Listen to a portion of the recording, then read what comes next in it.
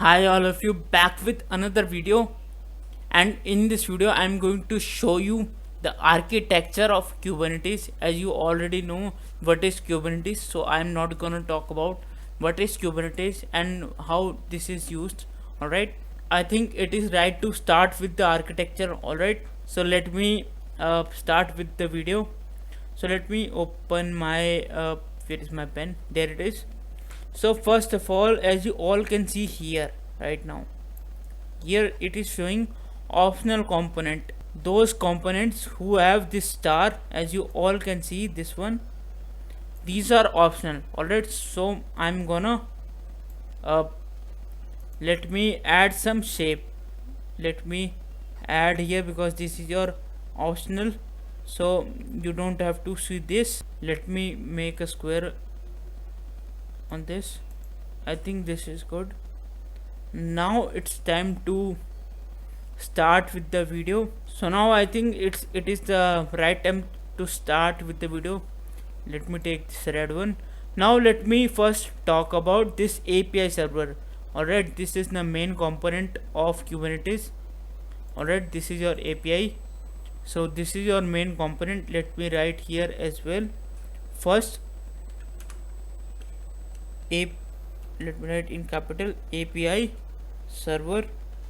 This is your very important component of Kubernetes.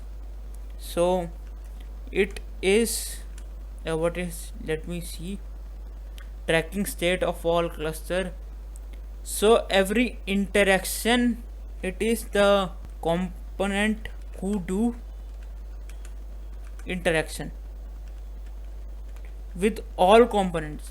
Alright, change spelling, interaction. So tracking state of all cluster component and managing interactions between them. Yeah, that is true. Who do interactions with all components. Alright, so this is the main one. Without this, nobody, no component can communicate between each other. Alright, so this is your main. As you all can see, every component is you can see it is directing towards this API server, as you can here see here as well, as you can see here as well. Alright, and here as well, but nobody is communicating with each other. Everyone's arrow is directing towards API server. Alright, so now let's talk about the control manager. It is saying runs all built-in controllers like node or application controller. Let me write here controller. Let me write in capital controller manager. Alright, so now it's time to talk about control manager. So it is your, it takes care of desired state and actual state. Alright, so it means that as you all can see here, first of all let me tell you that this is your master. Alright, this is your master and this is your slave. Alright, this is your slave and this is your master. Alright, so this is your master. Let me write here master.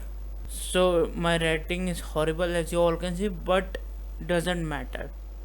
Alright, so as you all can see, this is your master and this is your slave. So in their slave, as you all can see, there is let me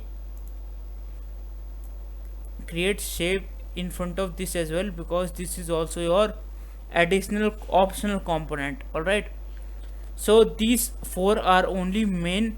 So in working, you can say slave or you can say worker node. Alright, so in your worker node there is your kube proxy, kubelet and container runtime.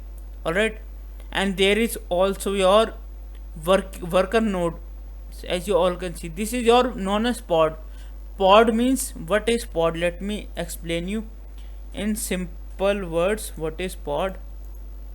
Let me go here first. So pod means pod means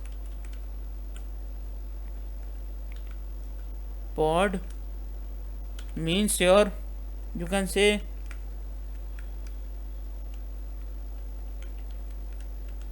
collection of containers. Alright,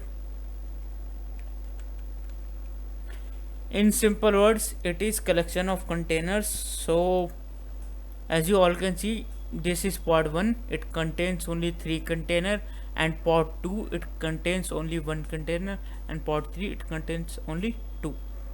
Alright, so as you all can see that the control manager, what is the work of control manager? So it ensures that in pod 1 there is let me take an example, like the desired state should be 3, and now actual state is your 1.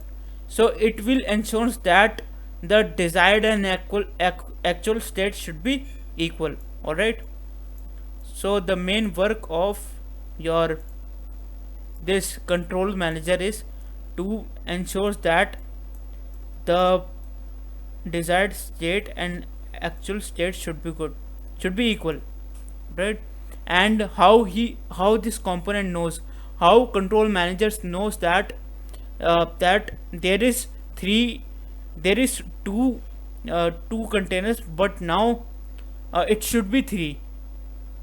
How he knows, how this component knows? Alright, so this control manager knows that there is your actual state is now 1 and desired state should be 3. Alright, so how this component is knowing that there are only 3 containers in there are only 3 containers in pod 1, but there should be 4 containers. How this control manager is knowing that? By etcd. Etcd is, you can say, you can read that key value store for all cluster configuration. Alright, it means that etcd is your, let me write here, etcd is your, you can say, database,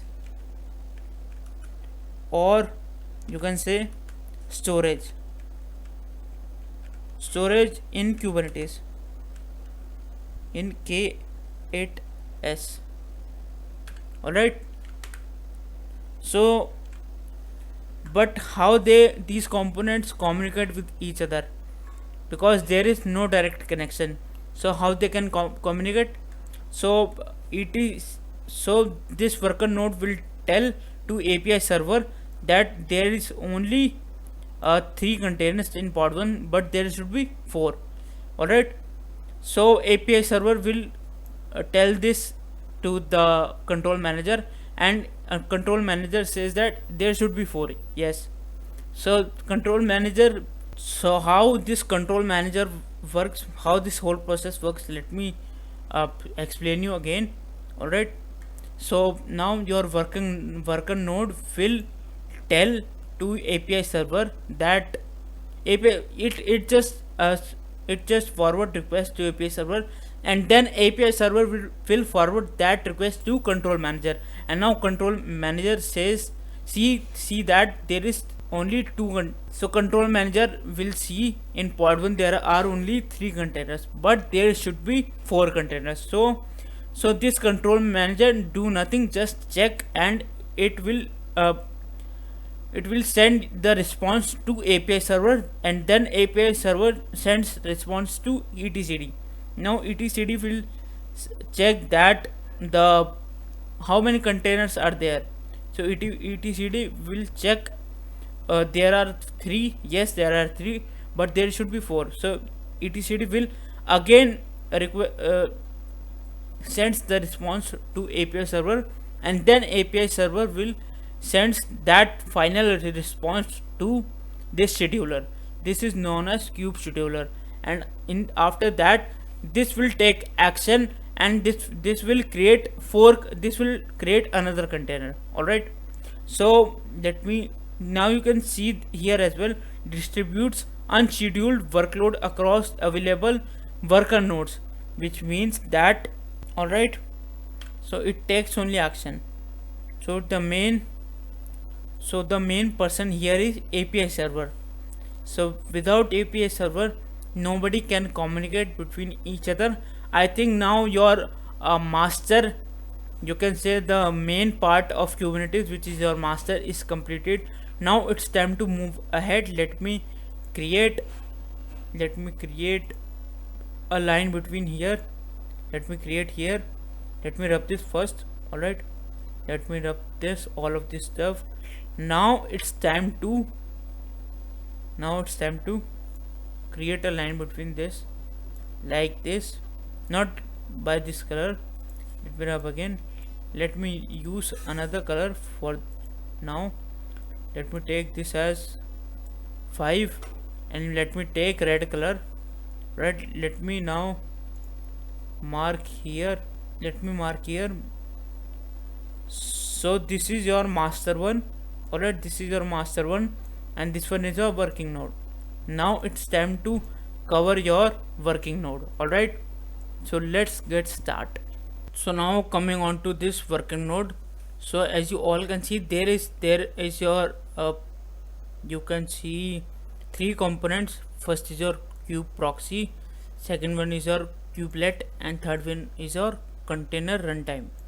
Alright, so let me talk about first kube proxy. As I already told you that pod is your collection of containers, which means there is some networking as well in this pod. Alright, so the networking part contains by the kube proxy. You should remember one thing, that your kube proxy assigns IP to pod, not on containers. Alright, so it means that the IP is of your assigns to your pod, not to containers.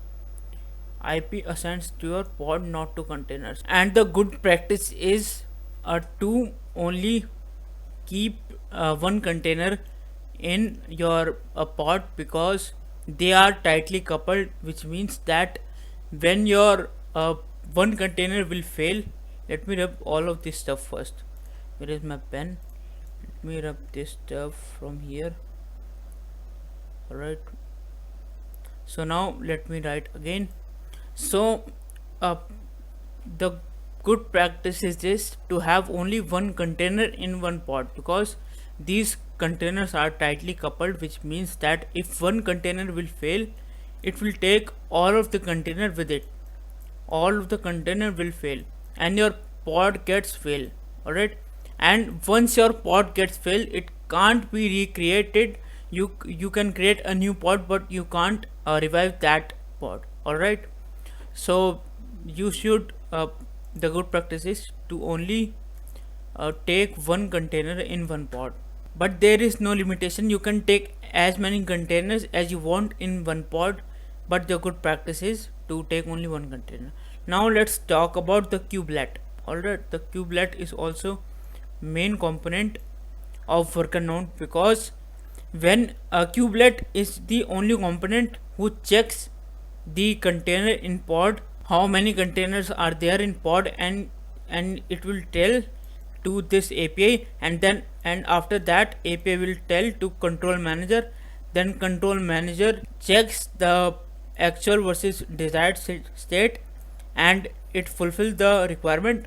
After that, first before doing this calculation, before making actual state is equal to your desired state, control manager first go to this etcd and checks there are how many containers are there. After that, it will, the response gets back to control manager, and then control manager sends a response to API server, and then API server sends the response to scheduler, and then scheduler makes that actual state is then schedulers makes your actual state equal to desired state. Alright, so scheduler, so not kube scheduler, the kubelet is the component, the main component, which tells the API server that how many containers are there, because because control manager can't access directly to worker node. Alright, so there is a process, so it follows a protocol. Alright, so which every component has to follow. Now I will talk about the your Docker. As you all can see, just let me create a shape on this because I didn't know what is this. Now I think it is good. Alright, so now this is your Docker. Here you can see, and let me make it like I think green. So now there is your Docker, or you can say container engine. So the containers, because I already taught you Docker, so that's why I take this picture which contains Docker. So this Docker is your container. Alright, and these containers in the pod are containers of Docker. Alright, and this is kubelet, kube proxy. These are the main component of your worker node, and this master node is also known as control plane. As you all can see here, it is written control plane. Alright, it is known as control plane as well, and this is known as worker node. I think this is the architecture of Kubernetes, and when I do hands-on, I will explain while doing. Alright, so I think there is no bigger problem. I think this much architecture is enough for you to understand, and when I do hands-on, so at that time, at that moment, I will explain you while doing hands-on. So I think, yeah, this is enough, and I will meet you in my next